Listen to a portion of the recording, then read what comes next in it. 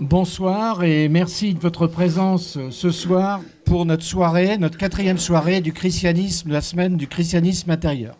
D'abord, quelques petits détails pratiques. Comme au théâtre, mais avec une voix moins douce et sans musique, merci d'éteindre les portables. Une deuxième petite recommandation, des listes, des papiers vont passer si vous voulez noter votre adresse mail, pour avoir après des précisions, recevoir sur ce que nous pourrons développer. Nous sommes reçus ici par Céline et Eric gracieusement dans leur brasserie. Donc une consommation, ça fait une place vraiment pas chère pour la soirée. Et puis Jean-Marie, en homme très religieux, à la boîte pour la quête à la fin du spectacle pour une libre participation pour les frais de cette semaine. Donc, bonsoir. Le christianisme intérieur, c'est une démarche qui a été initiée dans l'agglomération par Jean-Marie Gourville, Brigitte Bourbon, Caroline Beaujour, Monsieur Franck Villet, le père Nicolas Courtois et moi-même, on l'a rejoint. Et donc, cette semaine, c'est la 4e soirée pour essayer de chercher librement des voies pour dire et pour vivre du Dieu de Jésus. La première soirée, lundi, c'était le père Philippe Dauté, prêtre orthodoxe dans la Dordogne, qui a planché sur le thème « Y a-t-il encore une méditation chrétienne ?» Le lendemain, Jean-François Pouget-Abadi, qui est diacre, médecin hospitalier en retraite, diacre du diocèse, et qui fait partie des 15 médecins bénévoles qui consultent gratuitement toutes les semaines à la boussole les migrants qui sont en détresse, parler sur la recherche de Dieu ou l'engagement dans la cité. Hier, Elisabeth Delabarre, Jean Lavoué n'a pas pu venir, il était souffrant. Elisabeth Delabarre nous a parlé de la liberté dans la recherche de Dieu. Ce soir, il y a 2 intervenants. À ma droite, Christophe Richard, merci d'être venu. De rien. Et Eric Colcutt, c'est bien prononcé ? C'est bien prononcé. Voilà. Alors, ce soir, nous avons voulu pouvoir mettre en dialogue un chrétien et un bouddhiste. Ils vont se présenter. Juste en 2 mots, Christophe Richard, qui est à la droite du père. Coluche disait, c'est la place du mort, d'ailleurs. Christophe Richard, depuis son adolescence et même sa préadolescence, a recherché le bouddhisme et il est actuellement professeur de philosophie au lycée Allende à Hérouville. Il enseigne régulièrement le bouddhisme à Aubry-le-Pantoux, dans le temple qu'il y a tout près, bouddhiste tibétain, dans le temple qu'il y a auprès de Vimoutier. Eric Colcutt, anglais, français, franco-anglais, baptisé catholique, devenu quaker, devenu ensuite pratiquant du zen et revenu dans l'église protestante unie pour y être pasteur en études. Et il m'a dit, c'est pas la peine que tu ajoutes en plus que ma femme est juive. Donc bien évidemment, je ne l'ai pas ajouté. Donc d'abord la parole à Christophe Richard pour pouvoir se présenter, puis après à Eric. Oui. Donc, quelques mots sur la façon dont j'ai découvert le bouddhisme tibétain. En fait, c'est à l'âge de 13 ans que j'ai découvert le bouddhisme, mais un faux bouddhisme. Le bouddhisme à travers l'Obsang Grandpa. Alors, je ne sais pas si vous vous souvenez de ce charlatan, c'est un Britannique, un de plus. C'est un Britannique qui se faisait passer pour tibétain, c'est un plombier britannique qui était au chômage et qui a eu le génie d'écrire des livres sur le Tibet et de se faire passer pour un lama tibétain. Comme personne ne connaissait le bouddhisme tibétain, il a pu inventer un bouddhisme tibétain. Et beaucoup de gens, du coup, ont été attirés parce qu'ils ont cru que c'était ça, le bouddhisme tibétain. On n'avait aucun document, on n'avait vraiment rien. Les descriptions qu'il fait du Tibet, d'ailleurs, il pioche dans les descriptions que faisaient les alpinistes de l'époque du Tibet, il recopiait les descriptions. Donc il a inventé l'opération du troisième œil, comme quoi les lamas voyaient l'aura des gens, étaient télépathes, pouvaient s'élever dans les airs, etc., etc. Donc moi, à 13 ans, je découvre ça, 12-13 ans, je découvre ça, ça me fascine. Et comme j'étais parisien, je me renseigne pour savoir s'il y a des lamas tibétains susceptibles de m'apprendre tout ça. C'était fabuleux. Et effectivement, un jeune lama venait d'arriver, c'était le premier. Il avait 25 ans, maintenant il dirige un centre toujours à Paris, dans le bois de Vincennes, et puis le centre à côté de Vimoutier. C'est le même lama, donc on s'est suivi ensuite pendant des années. Et j'ai découvert du coup ce qu'était réellement le bouddhisme tibétain. J'aurais pu être déçu parce que ça n'a rien à voir avec le bouddhisme, enfin le Tibet magique, décrit par Lobsang Grampa, et puis décrit aussi après par Alexandra David-Nel. Il faut se méfier de ce que raconte Alexandra David-Nel. Elle était vraiment dans la pensée magique. Et donc j'ai découvert le véritable bouddhisme tibétain. Ça m'a plu, j'ai poursuivi, et c'est comme ça que petit à petit, j'ai continué à pratiquer jusqu'à aujourd'hui où j'enseigne et j'écris sur le bouddhisme, et plus particulièrement le bouddhisme tibétain. Voilà. Alors, merci. Il n'y a pas d'âge pour ? Non, non, non, non, non. Alors, merci. J'avais oublié, oui, de dire que Christophe Richard a écrit de nombreux livres, dont un qui résume assez bien son style, « Ce que n'est pas le bouddhisme ». Donc, ça pourrait être intéressant d'en parler. Donc, Eric, si tu veux bien te présenter. Donc, de double nationalité, bilingue. J'ai été élevé catholique en Angleterre. J'ai tendance à dire que j'ai été élevé en catholique tiède. C'est-à-dire que ce n'était pas une famille... Elle était pratiquante, mais il n'y avait pas une grande ferveur. J'ai quitté l'Église à environ 20 ans, fâché avec l'Église, fâché avec le christianisme, et je suis resté absent de l'Église pendant longtemps. Je me disais, je m'appelais athée. Je ne sais pas si je l'étais réellement, mais c'est ce que je disais de moi-même, et c'est ce que je pensais de moi-même. Et puis, par concours pour différentes raisons, au fait, c'est surtout pour des raisons de santé, je me suis mis à faire de la méditation assise. Et la méditation assise m'a amené au bouddhisme. Donc l'ordre que Jacques a donné de mon parcours n'était pas tout à fait juste. Je suis passé d'abord par le bouddhisme. J'ai connu un petit peu le bouddhisme tibétain, mais j'ai été assez rapidement attiré par le bouddhisme zen, donc le bouddhisme japonais, que j'ai pratiqué en monastère, en lieu de retraite pendant pas mal d'années en France. Et puis... ça ne m'a pas satisfait non plus totalement, donc je l'ai quitté. Je suis passé par une autre période sans rien. Je suis revenu au christianisme en me disant la chose suivante.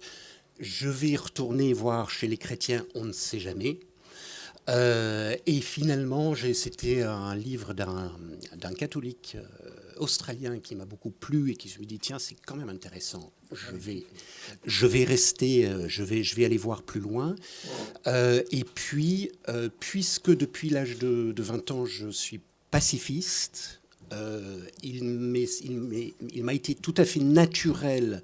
Pour moi, la religion doit passer par la paix et par le pacifisme. Donc j'ai été naturellement attiré par les Quakers, qui sont une des églises historiques de la paix.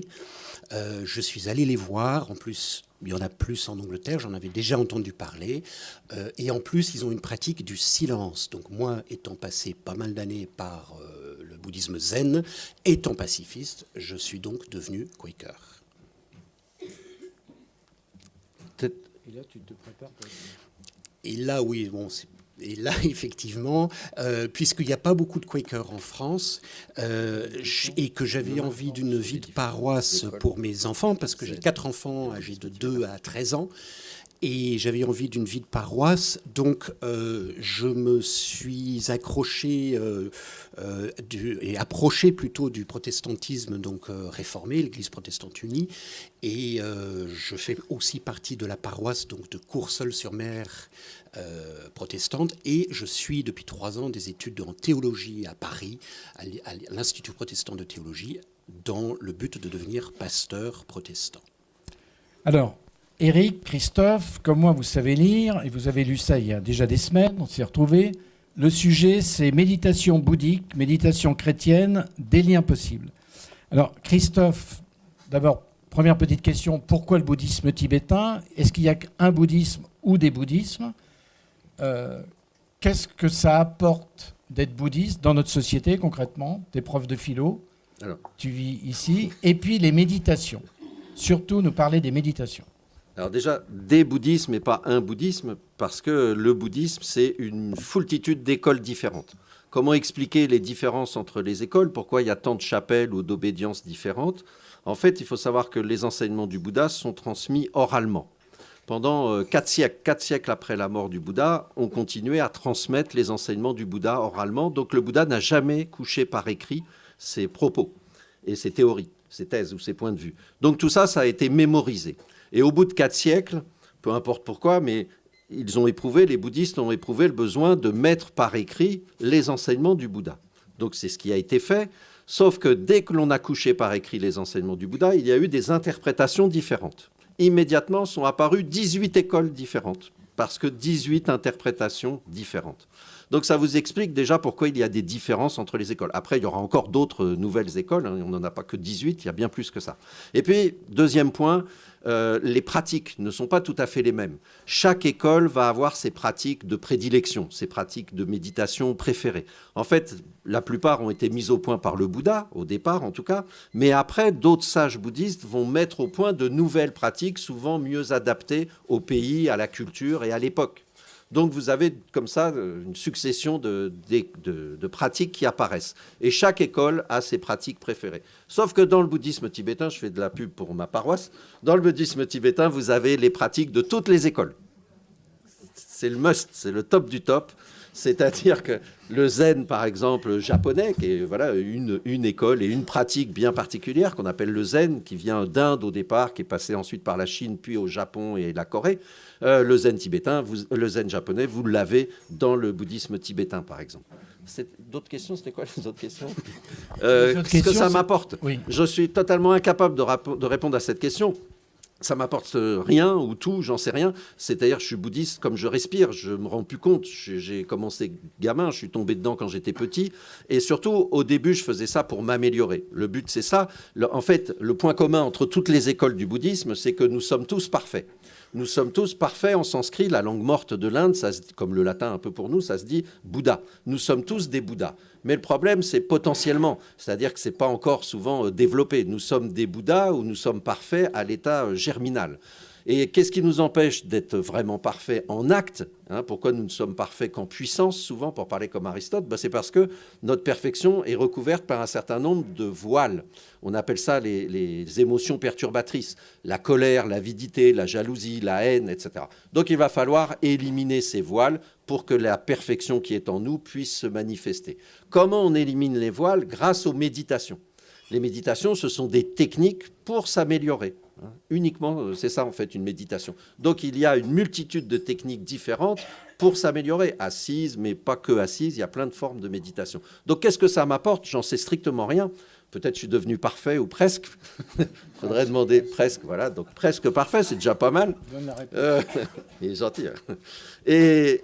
Mais à la limite, je cherche même plus, si vous voulez, parce qu'il y a un moment où vous comprenez qu'il faut lâcher prise et qu'il ne faut même plus avoir de but. Il faut faire les choses pour elles-mêmes, sans esprit de but ni esprit de profit.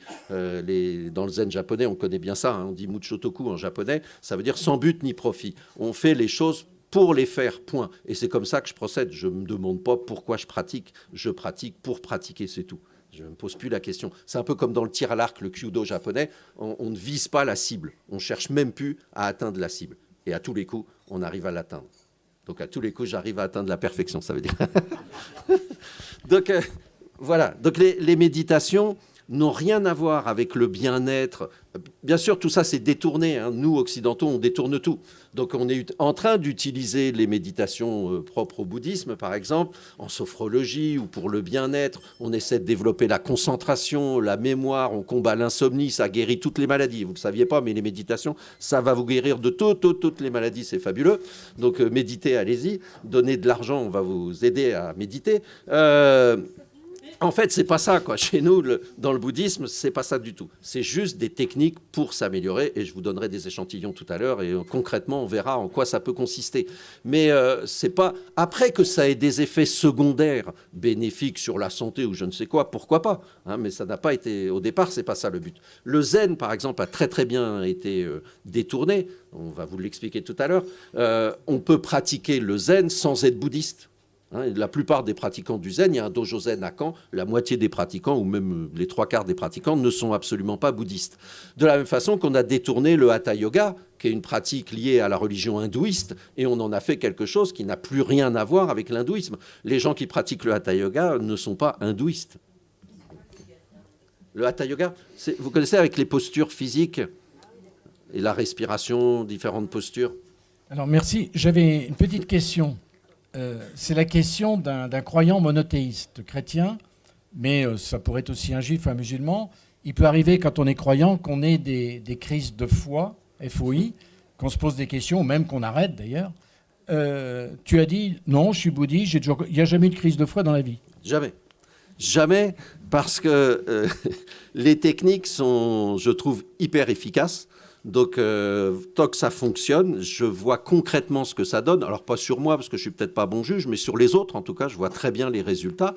Et donc, j'ai eu la chance de côtoyer des grands sages ou des grands saints du bouddhisme. J'ai vu concrètement ce que ça donnait. Donc, après, il suffit d'appliquer. Ce n'est qu'une question de volonté, c'est tout. Donc, j'ai jamais eu de doute là-dessus. Du point de vue doctrinal, le bouddhisme est assez pauvre. Il n'y a pas tellement de points de doctrine. À partir du moment où vous acceptez que l'homme est perfectible, eh bien, voilà, vous pouvez vous dire bouddhiste. Après, il y a des croyances, par exemple la réincarnation. Vous savez que la plupart, 99% des bouddhistes croient en la réincarnation, mais ça reste une croyance, pas un dogme, dans le sens, enfin, je ne sais pas si ma nuance est juste, on va me le dire, mais dans le sens où je peux être bouddhiste sans croire à la réincarnation. Donc ça ne m'est pas imposé. Par exemple, je ne crois pas en la réincarnation et pourtant j'enseigne la pratique du bouddhisme, même à des moines, même dans les monastères tibétains, j'enseigne la pratique du bouddhisme à des Tibétains. Tous croient en la réincarnation, ça les fait rire et on se prend la tête ensemble, on discute gentiment sur ce point, mais ça n'empêche pas. Je peux être bouddhiste sans adhérer à l'idée de réincarnation. Donc il y a croyance, mais pas de dogme. C'est ce qui fait que le bouddhisme est très souple finalement. Alors après, le risque, c'est le bricolage, c'est que chacun fasse un peu son bouddhisme et dise un peu tout et n'importe quoi. Donc ça, c'est le travers, si vous voulez. Alors, t'inquiète pas, Eric, tu auras la parole. Est-ce que tu pourrais nous donner concrètement, on a dit, des exemples de méditation? Eric peut parler du zen, déjà, donner un exemple concret de comment on pratique le zen. Alors, je trouve très intéressant ce que dit Christophe. Au fait, je ne parle pas assez fort, pardon. Au fait, le bouddhisme est très, très, très, très ancré dans le réel. Alors moi, je fais peut-être du bouddhisme à ma sauce parce que je ne suis pas un expert en bouddhisme. Moi, j'ai été pratiquant zen pendant 5 ans. C'est mon expérience, donc je ne sais pas si c'est critiquable ce que je dis en tant que bouddhiste. Mais dans le bouddhisme zen, on est ancré dans le réel. On n'est pas ancré dans du fictif. On n'est pas ancré dans du qu'est-ce qui pourrait être. On n'est pas dans l'idée de ce qui va venir. On n'est pas ancré dans une foi. On est dans le moment présent. Et c'est effectivement la méditation principale zen, que ce soit Soto ou Rinzai, qui sont les deux méditations que je connais, c'est d'être ici et maintenant. Et pas être en train d'imaginer des choses. Alors, l'exemple que donne beaucoup le zen, c'est dans des tâches ménagères. Donc, il y a balayer la cour. Ça, c'est la chose traditionnelle dans les monastères zen, de balayer la cour. Pour nous, peut-être qu'on ne balaye pas toujours la cour, mais on fait toujours la vaisselle. Et faire la vaisselle... Faire la vaisselle, c'est être présent au moment même de faire la vaisselle. Christophe dit dans la mission où il est passé à RCF, il dit la méditation, c'est pas le but en soi, c'est apprendre à être constamment présent là où on est, parce que c'est la seule chose qui existe en réalité. Si je fais la vaisselle, je ne dois pas être en train de penser à ce qui s'est passé avec mon patron il y a 2 heures, et je ne dois pas être en train de me dire « Oh là là, la semaine prochaine, je serai en vacances ». Je ne suis pas en vacances, je suis en train de faire la vaisselle, donc restons là. Et c'est en ça que c'est, à la limite, je peux comprendre qu'on n'a pas de crise de foi. Parce qu'on est dans le moment présent. Et c'est ça que ça m'a apporté. Alors, merci. Donc, tu as parlé de ta pratique du zen. En plus, tu as été Quaker. Donc, chez les Quakers, le silence, la réunion en silence est très importante. Est-ce que ça t'a aidé, l'un a aidé l'autre ou pas, ou c'est 2 choses différentes? La pratique Quaker n'est pas tout à fait pareille que la pratique zen. Il me semble que la pratique zen est plus individuelle, peut-être individualiste éventuellement. On peut tout à fait, moi quand j'ai pratiqué le zen, je l'ai fait en monastère, je l'ai fait en groupe, mais je l'ai beaucoup fait seul. Et c'est très bien. La pratique Quaker, donc, qui est basée autour du silence, donc dans des cultes, des assemblées autour du silence, on est quand même quelques-uns. Et il y a une notion d'être quelques-uns ensemble, et que c'est un silence qu'on écoute, qu'on laisse se poser sur l'assemblée, mais que c'est un silence bien particulier. Et c'est un silence... Dans le zen, on laisse passer les pensées, on laisse passer toutes les choses. Ah, je pense à ça. Oui, d'accord. Et je laisse passer. Oui, d'accord. Je laisse passer. Dans le quakerisme, on est dans une attente et dans une écoute, où on essaye de l'être. Et on a l'idée de l'esprit. C'est ça, en cela qu'on est chrétien, l'esprit qui est là, mais très souvent, on fait trop de bruit dans notre tête et trop de bruit dans la salle pour pouvoir l'entendre. Donc les Quakers vont s'asseoir en silence, ensemble, en cercle. On peut bouger, contrairement à la méditation zen où normalement on reste sans bouger. Mais on écoute et on attend et on entend le silence. Donc c'est pas tout à fait la même pratique. Merci. Alors Christophe, des exemples de méditation. Très bien. Donc, si je résume, vous avez bien saisi, il s'agit d'éliminer les émotions perturbatrices. Comment on s'y prend? Donc, on a plusieurs techniques à disposition. Pourquoi ces techniques? Parce que la bonne volonté ne suffit pas. Si je me lève le matin en me disant « aujourd'hui, je vais fournir des efforts pour être patient, etc. », c'est bien. Je prends mon petit déjeuner, je suis patient, tout va bien. Je monte dans ma voiture, je suis patient. Le premier qui me fait une queue de poisson, c'est terminé. J'ai plus de patience, plus de compassion, plus rien. C'est fini. Donc, je râle, je suis hors de moi. Donc voilà, malgré mes bonnes intentions, ça ne suffit pas. Donc, il faut que j'arrive à formater mon cerveau. J'ai cette liberté-là. Je peux modifier le mental. Je peux jouer sur mon esprit. Nous, occidentaux, on n'a pas tellement l'habitude. On ne sait pas faire, on ne sait pas discipliner notre esprit. En tout cas, on a du mal. On n'a pas tellement de moyens. Les méditations permettent de discipliner son esprit. On a cette liberté-là.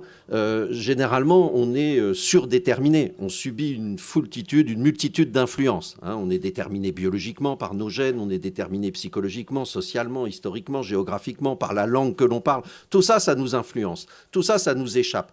Mais notre esprit, on peut le contrôler. Lui, on peut avoir une mainmise sur notre esprit. Les méditations, ça permet ça. Alors, ça va concrètement. Par exemple, alors voilà une méditation que vous pouvez faire sans être bouddhiste. Celle-là, vous pouvez la détourner, je vous autorise. Vous pouvez même l'enseigner et vous faire payer, même si vous voulez. Donc, c'est très simple. Quand on inspire, on imagine que l'on va prendre en nous toutes les souffrances morales des êtres vivants, donc les êtres humains et les animaux, on va dire, et toutes les douleurs physiques. Donc on va imaginer par exemple un nuage de fumée noire, ou des scorpions, des araignées, des scarabées, etc., qui rentrent à l'intérieur de nous, et on débarrasse ainsi tous les êtres vivants des souffrances et des douleurs. Et quand j'expire, j'imagine par exemple de la fumée blanche qui va se répandre partout et qui donne la joie, la santé, l'amour à tous les êtres vivants. Bon. Concrètement, évidemment, ça n'a pas cet effet-là, et tant mieux, parce que je ne supporterai pas d'avoir toutes les souffrances et toutes les douleurs des autres. J'ai assez des miennes. Donc, mais au moins, ça me met dans une disposition d'esprit extrêmement positive. Et quand je fais ça en conduisant, ça va, il n'y a pas trop de risques. Quand je fais ça en conduisant, eh ben, le premier qui me fait une queue de poisson, hop, aucun souci. Quand mes élèves, en fin de semaine, le vendredi de 16h à 18h, n'en peuvent plus, qui sont fatigués, je suis enseignant, hein. Donc, ils n'en peuvent plus, eh ben, je reste patient, j'imagine, je visualise ce que je suis en train de vous dire, et immédiatement, je ne peux pas me mettre en colère, je deviens patient, tout va bien. Ils sont heureux, les gamins, avec moi. Et donc, mais ils me testent, hein, ils n'arrêtent pas. Hein. Ils ne me ménagent pas pour autant, mais ils ne savent pas que je fais tout ça. Donc, voilà un type de méditation que vous pouvez faire, que tout le monde peut faire. Et ça vous met dans un état d'esprit et dans une disposition tout à fait positive. Voilà, ça c'est une technique parmi d'autres. Ce qui, donner d'autres. Hein, ce qui veut dire que dans les différentes écoles bouddhistes, l'apprentissage, la transmission des multitudes, j'imagine, oui. est très importante. Oui. C'est un point essentiel. Voilà, alors après, chaque école a ses techniques, je vous disais, préférées. Et puis, on a un guide spirituel, généralement dans le bouddhisme. Un guide spirituel, ce n'est pas quelqu'un qui vous dit ce que vous devez penser, ce que vous devez faire, etc. Ce n'est même pas un directeur de conscience. C'est simplement quelqu'un qui va vous proposer des techniques adaptées à ce qu'il pense connaître de vous. Hein. Donc, il n'y a pas de magie, mais généralement, il vous sent bien, il vous connaît, donc il va vous dire, toi, je te conseille telle ou telle technique. Mais si ça ne convient pas, si on n'y arrive pas, bon, il va quand même vous dire d'insister, mais voilà, il va vous en proposer d'autres, du coup. C'est tout.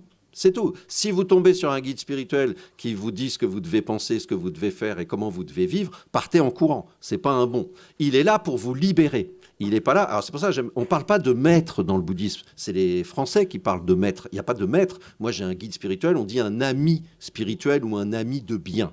Voilà l'expression qu'on utilise en sanskrit et en tibétain. Un ami de bien. C'est pas la même chose qu'un maître. Et en fait, un bon guide spirituel, il ne se mesure pas au nombre de ses disciples. Si vous me dites un tel, il a 200 disciples, c'est pas bon. Il n'en a pas fait des guides spirituels. Il les a pas libérés.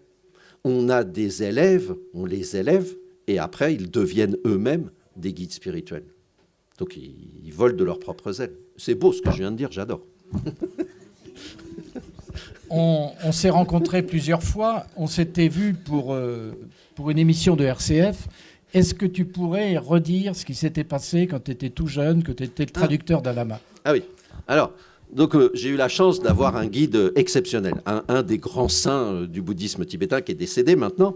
Et donc, c'est lui qui m'a formé. Chaque vacances, il habitait en Dordogne, il avait fui le Tibet, il est arrivé en Inde, ensuite il a vécu une dizaine d'années en Dordogne. Et chaque vacances scolaires, j'étais forcément avec lui, j'ai fait des retraites pendant toute ma jeunesse. Et il m'enseignait, d'abord c'était un modèle vivant.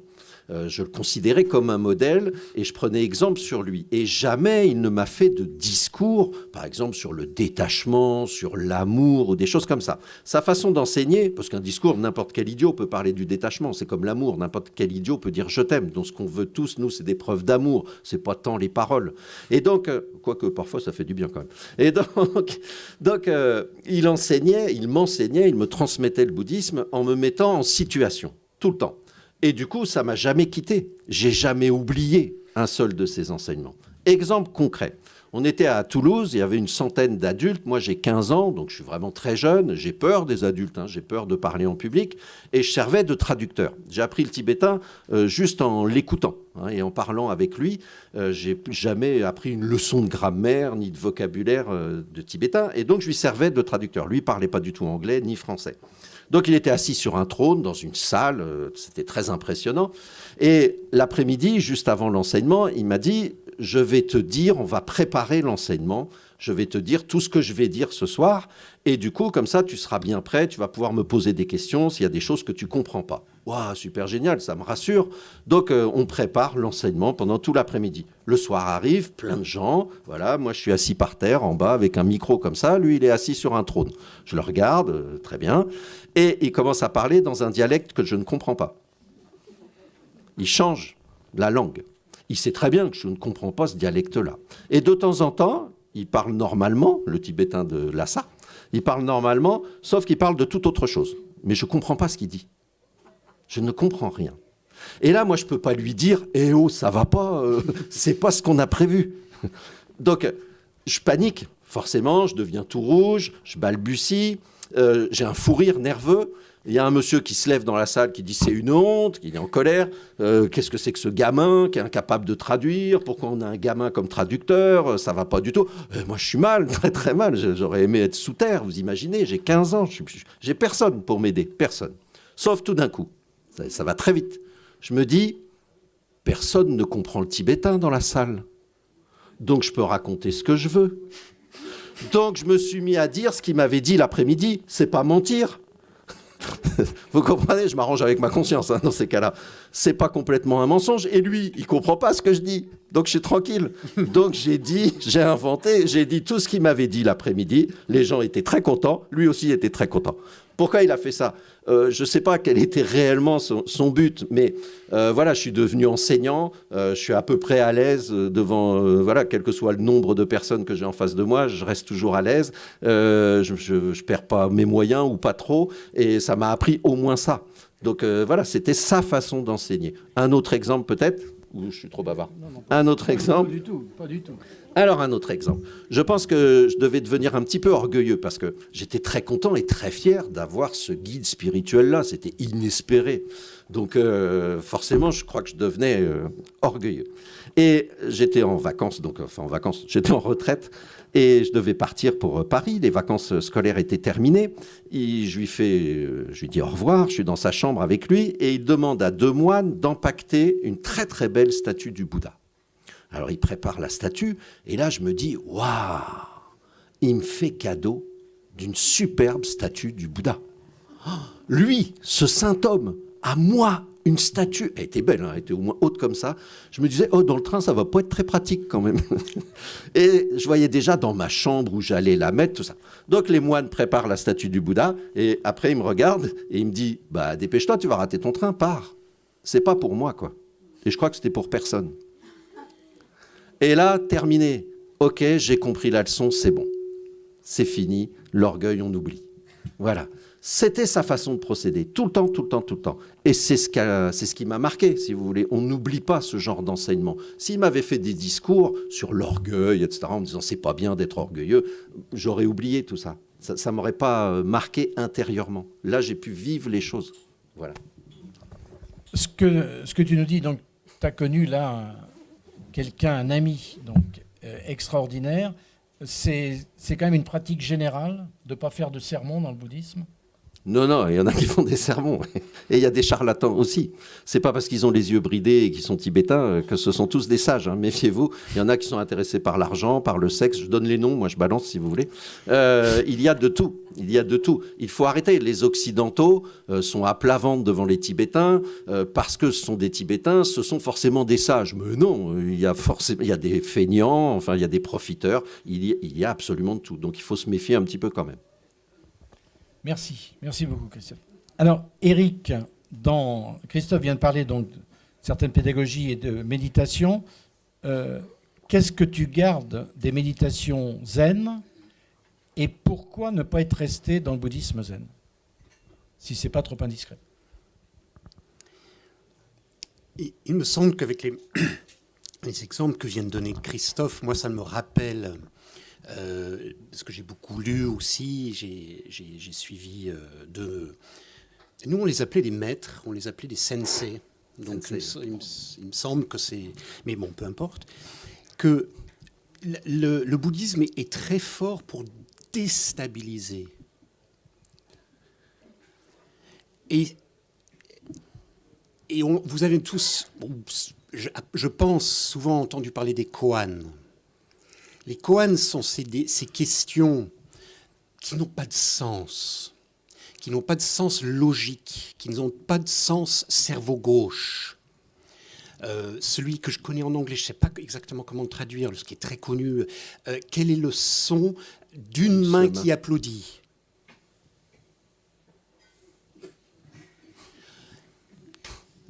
Ça déstabilise. Ce que dit le bouddhisme, c'est qu'on passe une grande partie de notre temps dans un monde imaginaire fictif qu'on s'est inventé avec nos émotions, avec notre orgueil, avec notre fierté, avec notre colère. Oh, il m'a regardé comme ça, parce que ceci, cela, ceci, cela, ceci, cela. Mais c'est inventé. Et ce que font les bons maîtres bouddhistes, c'est de dire...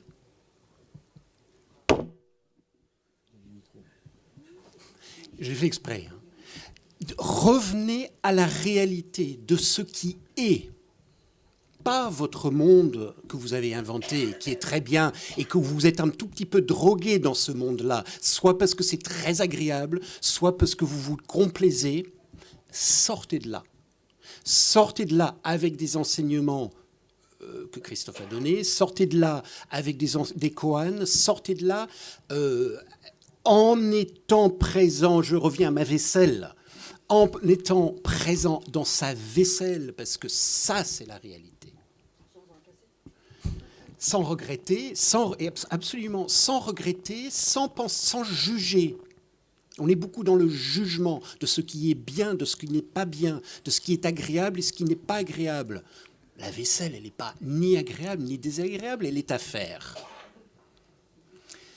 Et il me semble que Jésus, dans ses enseignements, dans les évangiles, il est dans la déstabilisation, souvent. Arrêtez de croire, arrêtez, c'est pas l'essentiel d'avoir une foi dans ceci, une foi dans cela, un credo. Les Quakers n'ont pas de credo. Je suis désolé parce que la plupart des gens, je sais, ici auront un credo. Les Quakers n'ont pas de credo. On n'a pas cette idée qu'il faut croire ceci, qu'il faut croire cela. Il faut être au seul endroit, à mon sens, où se trouve Dieu, c'est-à-dire ici et maintenant. Il ne se trouve nulle part ailleurs pour moi. C'est-à-dire, il ne se trouve pas dans un monde imaginaire fictif qui viendra quand j'aurai plus médité, par exemple, ou plus prié, ou fait 3 retraites, ou quand je serai mort. Et il n'était pas dans le passé non plus, quand j'ai eu une enfance merveilleuse, ceci, cela. Il est que ici et maintenant. Et le bouddhisme, il me semble, nous le rappelle. Réveillez-vous, réveillez-vous, réveillez-vous. Je ne sais pas si c'était la question. Les réponses sont très intéressantes. Alors, il y avait une part de la question qui va revenir d'elle-même. Et pourquoi ne pas être resté dans le bouddhisme zen ? Il me semble que, pour moi du moins, il me semble que une foi, une pratique, c'est pas dans le vide. Ça dépend aussi des personnes qu'on a pu fréquenter. Ça dépend des personnes qu'on rencontre. Il se trouve que dans le bouddhisme zen, j'ai rencontré 2 personnes, un homme et une femme, et ça passait pas tout à fait. C'est pas pour les critiquer, c'est simplement que ça ne passait pas. Je trouvais un tout petit peu une froideur chez l'une. J'accrochais pas totalement. Et je pense que c'est ça qui a fait que, bon, au bout d'un moment, ça ne me convenait pas. Quand je suis revenu au christianisme, quand j'ai essayé, quand je vous ai raconté, je me suis dit, je vais aller voir, on ne sait jamais.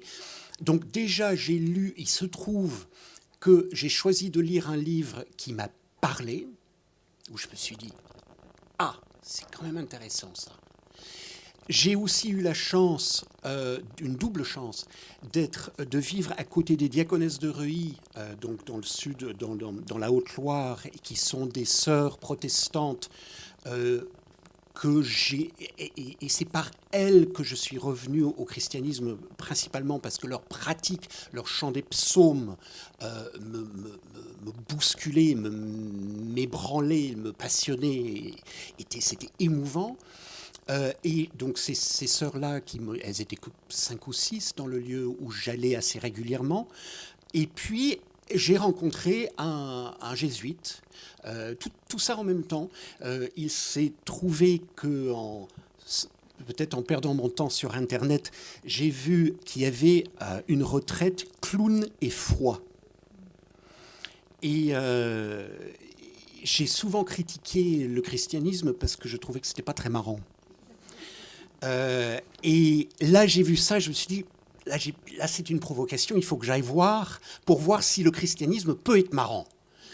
Donc, je suis allé voir, c'était animé par un clown qui avait une grande foi et par un jésuite de 80 ans qui était extraordinaire et qui donnait la messe nu-pied et qui était, je me suis dit, c'était vraiment un canal. Pour moi, c'était un canal de Dieu.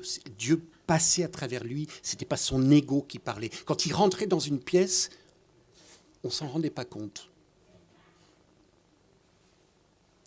Et ça peut étonner. C'était le responsable de la retraite. Et quand il rentrait dans une pièce, on ne s'en rendait pas compte. Il n'était pas là, regardez-moi.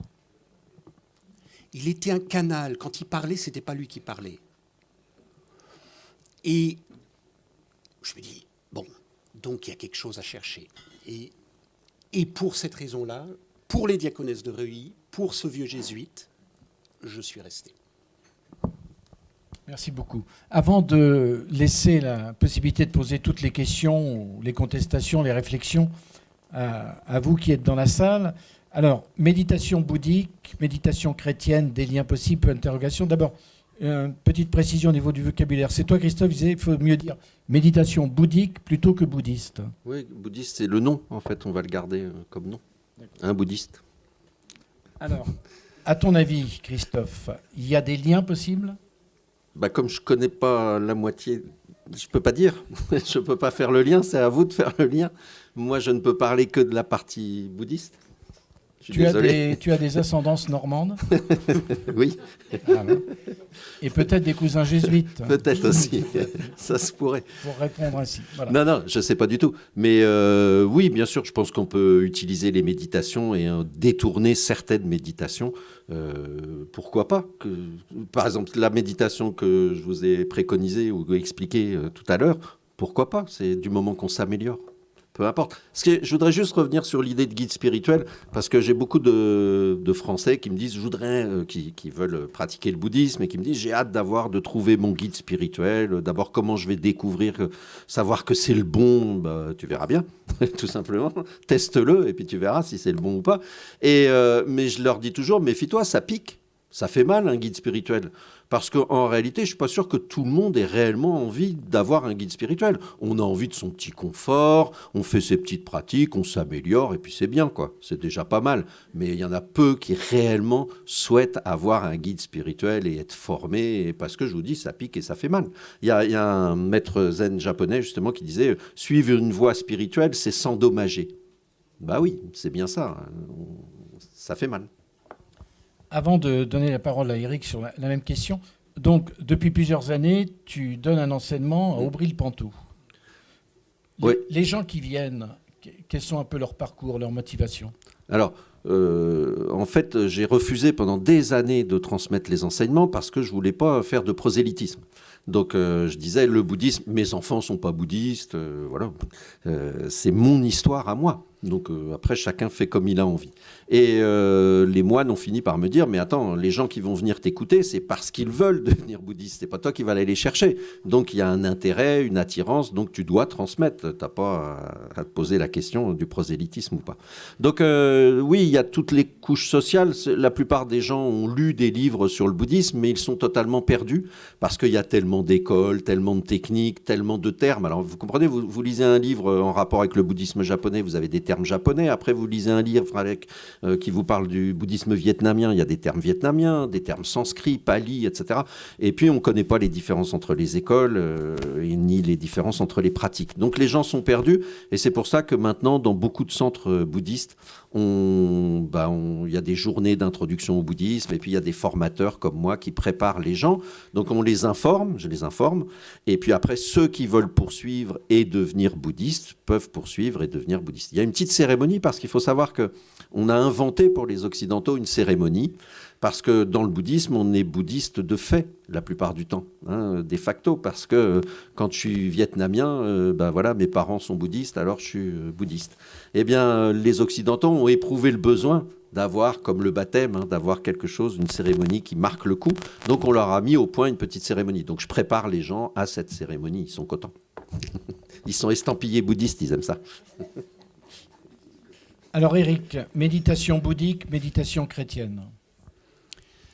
Il me semble qu'il y a beaucoup c'est pas identique, mais c'est la même recherche. Si vous pensez au rosaire, répétez, je ne sais pas combien de fois, parce que j'ai jamais fait personnellement, je l'ai entendu, mais Je vous salue Marie, un certain nombre de fois. Alors ça s'est beaucoup perdu. C'est souvent plus dans des milieux peut-être plus traditionnels, mais à tort, parce que c'est une mantra.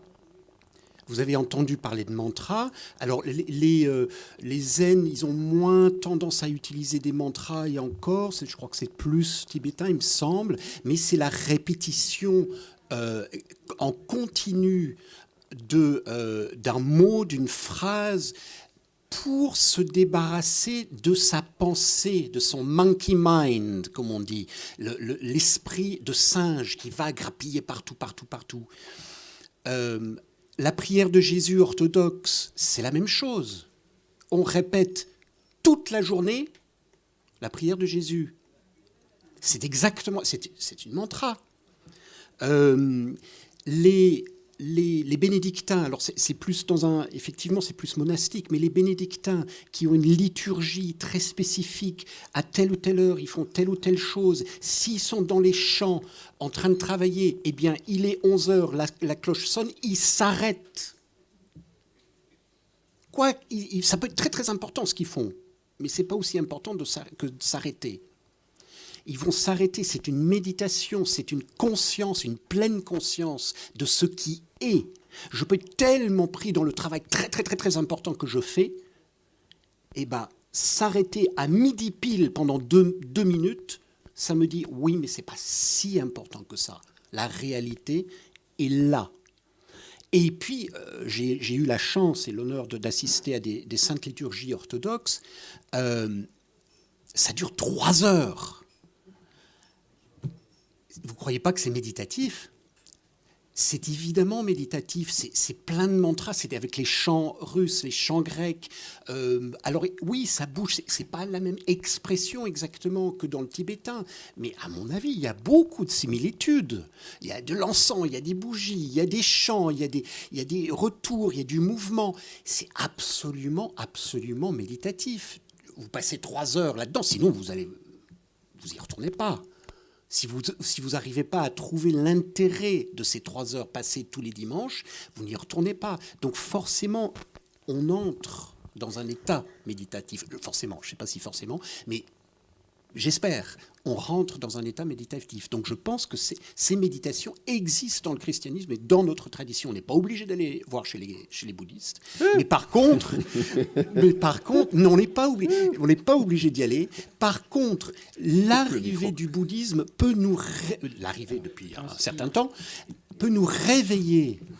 On a encore besoin d'être réveillés à nos traditions, parce que le bouddhisme a fait très très fort pour réussir à parler aux gens avec un langage. Ils sont arrivés ici ne parlant pas le français, l'anglais, l'allemand, etc., etc. Ils ont dû donc apprendre la langue, mais ils ont dû inventer et réinventer une langue moderne, contemporaine. Ils ont eu la sagesse de prendre en compte Freud, Jung, Lacan, etc., etc. Et nous, pas toujours. Et parfois, on se méfie de Freud et on se méfie de la psychologie et on utilise du vocabulaire qui a une valeur, qui a un sens, mais on l'a perdu, on ne sait plus ce que ça veut dire. Les bouddhistes ont rendu les choses compréhensibles. Et c'est là qu'il faut apprendre d'eux. Donc c'est un grand cadeau que nous avons d'avoir l'arrivée du bouddhisme pour nous réveiller. Est-ce que je peux préciser une chose? Juste une précision à propos de la méditation. Quand on pense méditation, immédiatement on voit quelqu'un assis. Ça, c'est juste pour se préparer, pour formater l'esprit, pour justement continuer à pratiquer quand on n'est pas assis. Donc en fait, on médite tout le temps. Une journaliste m'a demandé un jour, vous méditez combien d'heures par jour? Toute la journée. En fait, je n'arrête pas. Donc c'est juste assis. À la limite, moi, je médite même plus assis. Vous voyez, j'ai plus besoin. C'est juste pour s'entraîner et entraîner l'esprit à continuer les méditations en permanence. Et de la même façon, si vous rentrez dans un temple bouddhiste et que vous voyez des pratiquants assis, voilà, vous pouvez faire du bruit. Parce que souvent, on se comporte comme dans une église, alors il ne faut pas déranger, mais vous ne dérangez personne. S'il médite bien, à la limite, vous ne le dérangez pas. Et s'il ne médite pas bien, c'est bien, il le saura comme ça. Il s'apercevra qu'il médite mal et vous remerciera. Je vais vous raconter juste une dernière une petite anecdote, j'ai le temps. J'étais en Mongolie, j'étais à Oulan-Bator et je faisais un rituel avec des lamas mongols. Les rituels se font en tibétain. Et donc, tout d'un coup, arrive un groupe de touristes. Alors, ils se mettent sur le côté, comme ça, ils ne font pas de bruit, ils nous observent, ils nous filment, ils prennent des photos sans faire de bruit. Tout d'un coup, un portable sonne. Ils se massacrent tous du regard. Quel est l'abruti qui a oublié de couper son portable? Le moine qui était à côté de moi sort son portable et répond pendant le rituel. Voilà, donc il faut être à l'aise quand vous allez dans un temple bouddhiste. Soyez à l'aise. C'est un lieu de vie. C'est un lieu de vie. Les enfants courent, les petits moignons, là, le matin, à 4 heures du matin, apprennent l'alphabet pendant que les autres récitent des textes, pendant que d'autres essaient de méditer, etc., etc. Merci beaucoup Eric, Christophe, pour tout ce que vous nous avez appris, pour votre liberté, ça c'est essentiel, de ton, de parole, et pour votre spontanéité.